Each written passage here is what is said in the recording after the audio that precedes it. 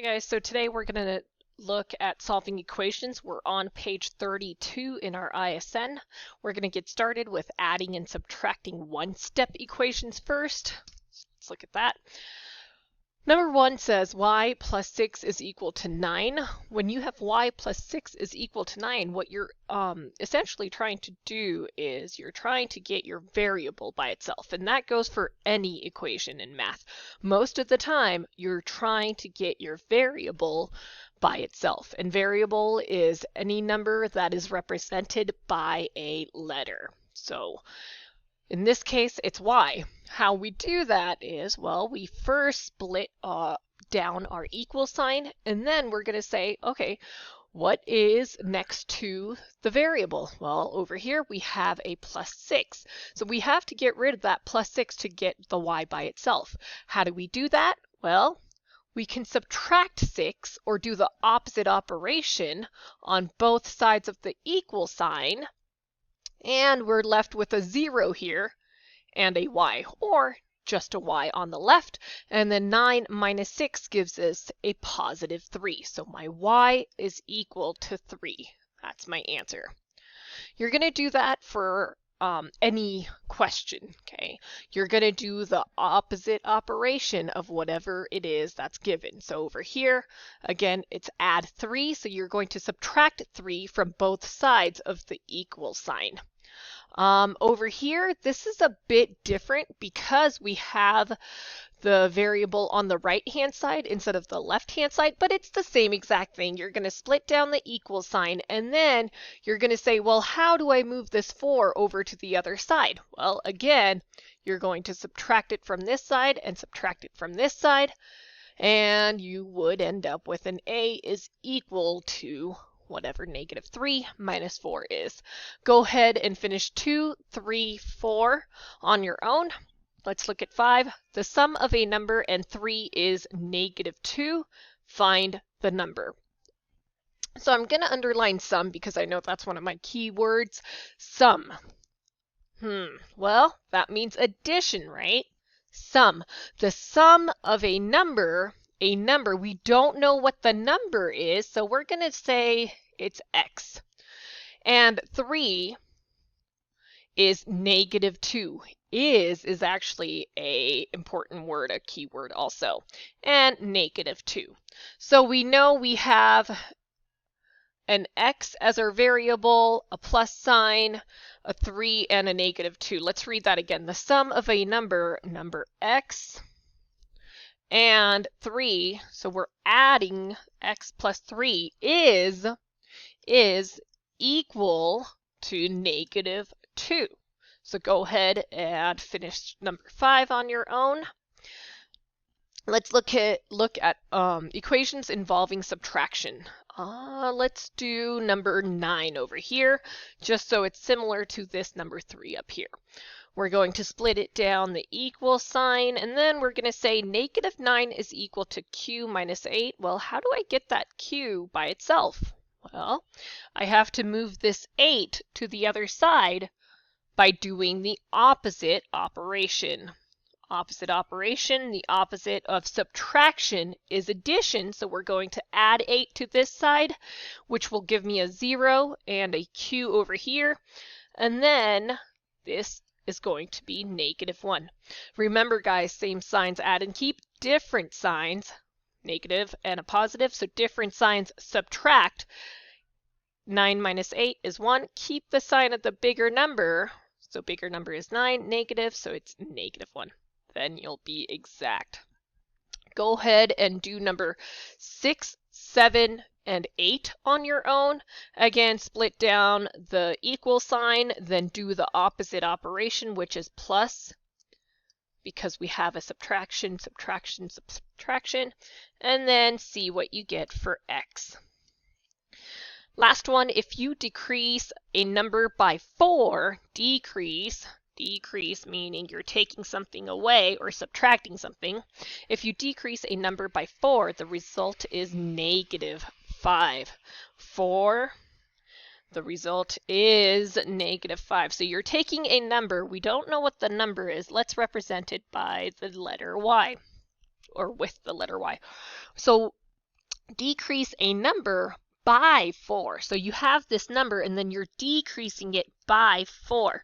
And when you're adding, it doesn't really matter what order it is in. However, when you're subtracting, it definitely matters which order your variable and which order your number is in. So make sure you understand the sentence correctly. If you decrease a number by 4, you're decreasing a number by 4 like this. The result is -5, -5. So go ahead and solve number 10 on your own. Let's do the next one. Equations involving multiplication.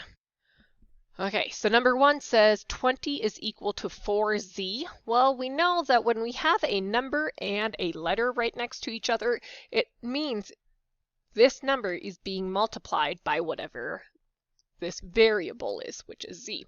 So, what's the opposite operation of multiplication? Well, it's division.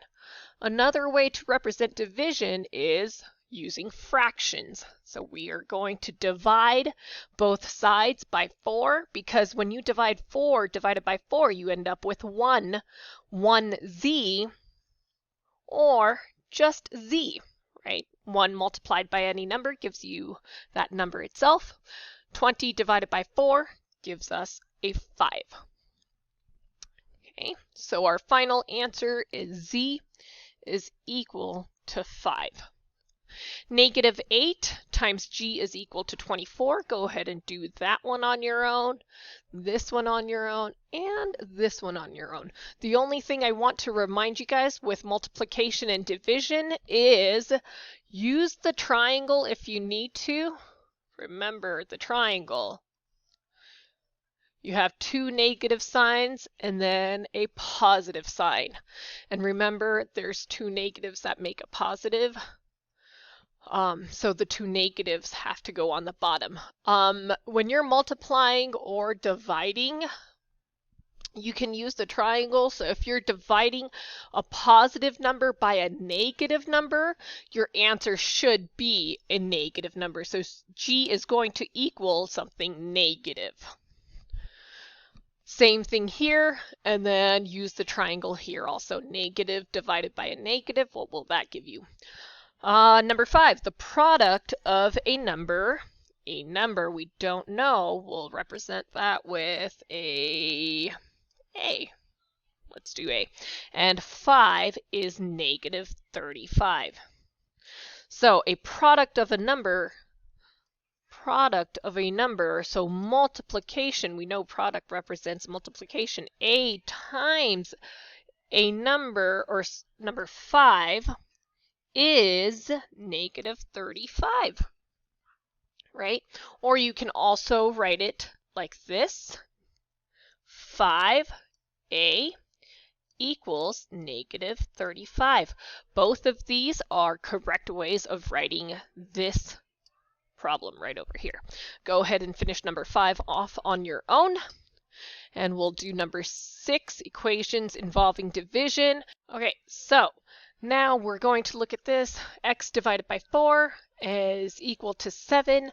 Well, division, so the opposite of division is multiplication, so we're going to multiply both sides by 4. When you multiply this side by 4, remember there's an invisible 1.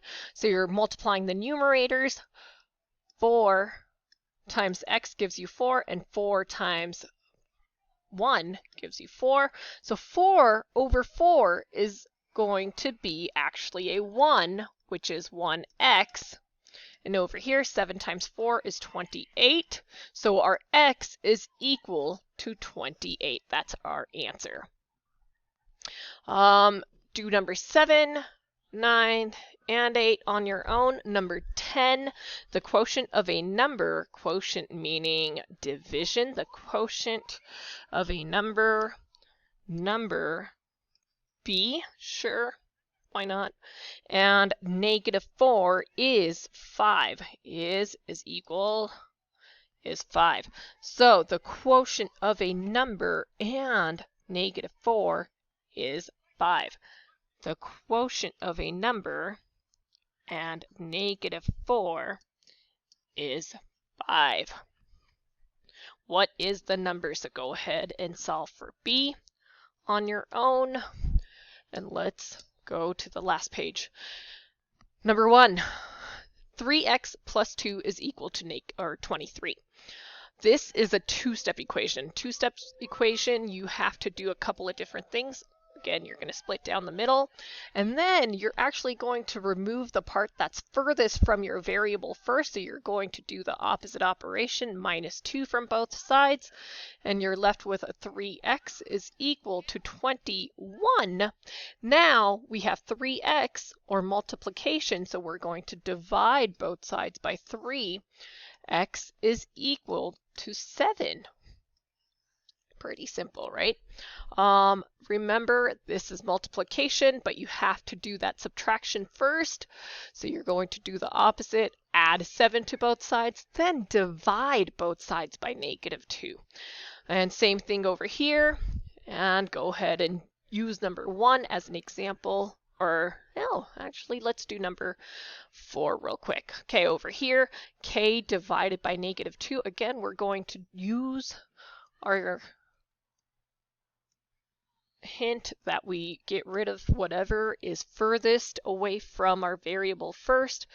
So we're left with a k over -2 is equal to 3. Now we're going to multiply both sides by -2 to get rid of that -2. So we're left with k is equal to, what does that give me? 3 times -2, and that's going to be your answer. Go ahead and do these last 4. I want you to set these up on your own and solve them. Okay, good luck.